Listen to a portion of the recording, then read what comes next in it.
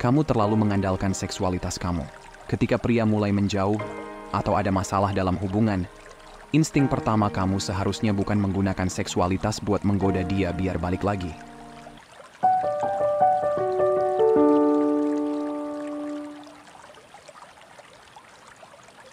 Hai Sobat Kece Pikong 1996. Apa kabar semuanya? Baiklah Nyonya dan Nona sekalian, hari ini kita bakal bahas perilaku wanita yang insecure yang bikin pria jadi ilfeel. Sebelum mulai, gua jelasin dulu nih.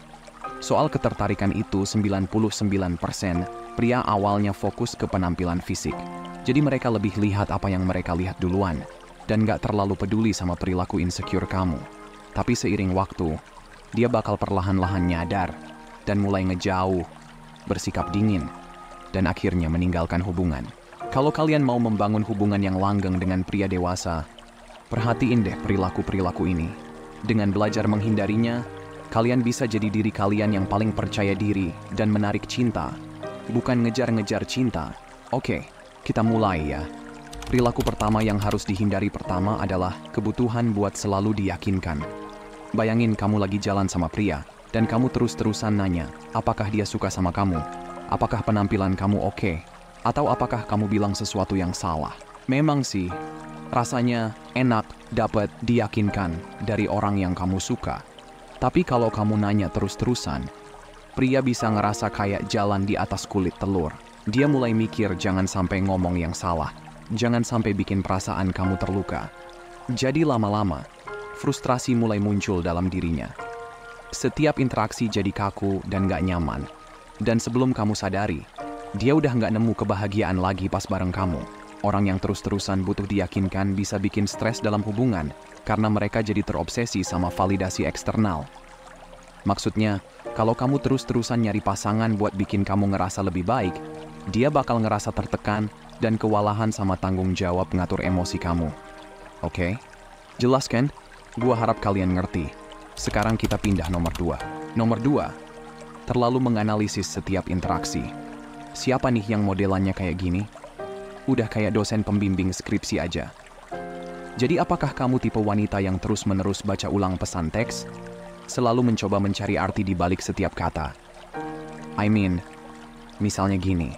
Pikong, aku ngirim pesan ke dia jam 7 malam, dan dia baru balas besok paginya. Apa itu berarti dia marah sama aku? Apa dia suka sama orang lain sekarang? Jadi gini cantik, gua jelasin biar kamu paham. Gua juga orangnya suka overthinking. Makanya, gua selalu mengambil langkah tertentu untuk menghindari kebingungan. Maksudnya gini, jangan pernah punya percakapan penting lewat teks. Kalau kamu merasa ada ketegangan atau situasi yang memanas, coba bicara langsung sama dia, face to face, atau setidaknya lewat telepon. Karena gini, kita sering melihat banyak dari beberapa orang, terutama generasi muda, yang suka kirim paragraf panjang dan pesan tak berujung ke pria buat nyelesaikan argumen lewat teks. Udah kayak lagi bimbingan skripsi online aja. Kalau kamu punya kebiasaan kayak gini, ini tuh yang bisa bikin kesalahpahaman dan komunikasi yang buruk, yang akhirnya malah melemahkan hubungan kalian. Oke? Sekarang lanjut ke nomor 3. Nomor 3, kamu terlalu mudah dipengaruhi. Misalnya pria kamu bilang, dia suka banget sama wanita yang punya tokek brutal. Apa kamu langsung cari dokter oplas biar bisa punya tetek gede yang dia suka? Atau kalau dia bilang dia benci sama orang cerewet, dan kebetulan kamu emang tipe wanita cerewet, dan kamu langsung jadi pendiam sok kalem gitu, biar dia nggak lihat? Semoga nggak ya. Karena wanita yang kuat punya pendapat dan minatnya sendiri, itu keren loh. Terlalu mudah terpengaruh bisa bikin kamu kelihatan nggak yakin sama diri sendiri. Dan kalau kamu nggak hati-hati, kamu bakal terus-terusan berusaha keras demi mendapatkan persetujuannya. Cintai apa yang kamu cintai. Jadilah diri kamu sendiri. Dan jangan takut punya ide dan selera sendiri. Kalau enggak, kamu bakal jadi gampang digantikan. Next untuk hari ini. Nomor 4. Merendahkan diri sendiri. Mungkin kamu sering bilang hal-hal seperti, aku nggak terlalu pintar. Atau, kenapa kamu mau sama aku? Aku kan bukan tipe kamu. Ini adalah racun buat hubungan dan merusak rasa percaya diri kamu. Biasanya, kalau pria peduli sama kamu, dia bakal coba bikin kamu merasa lebih baik, kan? Tapi coba pikirin ini deh. Setiap kali kamu bicara negatif tentang diri sendiri, itu kayak kamu ngejatuhin beban berat di punggungnya, dan dia harus ngangkat buat meningkatkan rasa percaya diri kamu. Kalau kamu terus-menerus merendahkan diri sendiri, ini tuh bakal sampai pada titik di mana dia ngerasa kata-katanya sia-sia. Karena kamu selalu balik lagi ke pikiran negatif yang sama. Akhirnya dia berhenti bilang hal-hal manis ke kamu. Kamu mulai ngerasa kesal, karena dia nggak lagi memuji kamu seperti dulu. Dan perlahan kalian jadi nggak nyaman lagi satu sama lain. Oke, cantik, sekarang kita masuk ke nomor 5. Nomor 5, bersikap kompetitif dengan wanita lain. Kalau kamu terus-terusan mengkritik wanita lain dan bersikap kompetitif sama mereka, kamu malah ngajarin pria kamu buat ngebandingin kamu dengan wanita-wanita itu, bukannya fokus sepenuhnya sama kamu. Gua tahu kebanyakan dari kalian bakal bilang, "Enggak kok Pikong, aku nggak pernah kompetitif sama wanita lain." Tapi ada banyak cara di mana kamu melakukannya secara nggak sadar loh. Kadang, saat lagi jalan entah hangout, wanita suka mengkritik wanita lain tanpa sadar. Misalnya saat mereka bilang, "Doh, kenapa sih dia pakai baju kayak gitu? Nggak cocok banget." Padahal, mungkin mereka nggak nyadar. Kalau komentar kayak gitu bisa bikin orang lain merasa nggak percaya diri. Biasanya, hal ini terjadi karena mereka membandingkan diri sendiri dengan orang lain dan merasa harus menonjolkan kelebihan mereka dengan cara mengecilkan orang lain. Padahal, lebih baik kalau kita saling mendukung dan memotivasi, bukan malah mengkritik tanpa alasan yang jelas, dan ini bisa membawa aura negatif ke pasangan kamu. Kamu nggak kelihatan percaya diri, malah kamu kelihatan kayak lagi lomba sama wanita lain. Cukup fokus aja ke diri kamu sendiri ya. Pakai atribut yang kamu nyaman saat memakainya. Dan gak usah ngelihat sana-sini, apalagi sampai ngebandingin dirimu dengan orang lain. Lanjut ke poin berikutnya. Ini cukup pedas sih, but banyak yang kayak gini loh. Tapi gua harap dari kalian gak ada yang kayak gini. Kalaupun ada, segera tinggalin kebiasaan kayak gini. Jadi yang keenam, kamu terlalu mengandalkan seksualitas kamu.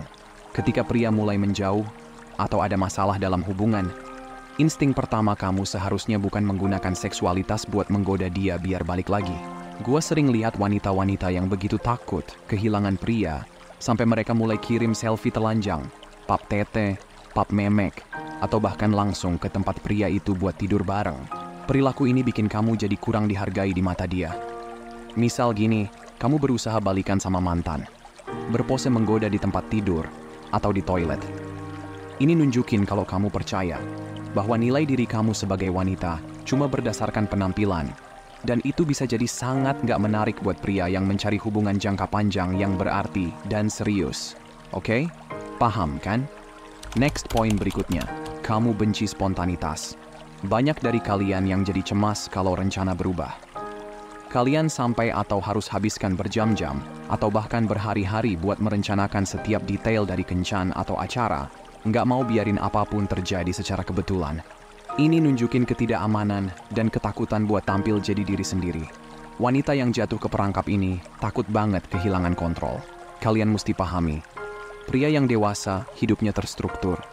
Jadi kadang dia tiba-tiba ada waktu luang dan random ngajak kamu keluar jalan-jalan nikmatin angin duduk. Kadang kamu malah marah. Kenapa nggak bilang dulu sih? Biar aku dandan all out. Iya, nggak ada yang salah kelihatan cantik sempurna pas keluar jalan.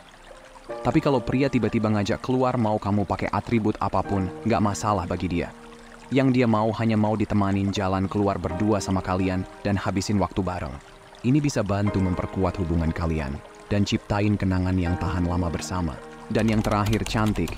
Nomor 8, berpura-pura jadi orang lain. Ini adalah salah satu hal yang paling bikin gua pribadi kesal. Katakan apa yang kamu maksud dan maksudkan apa yang kamu katakan. Karena kejujuran adalah satu-satunya cara untuk ngebangun hubungan yang langgeng. Kalau kamu sedih, jangan pura-pura bahagia.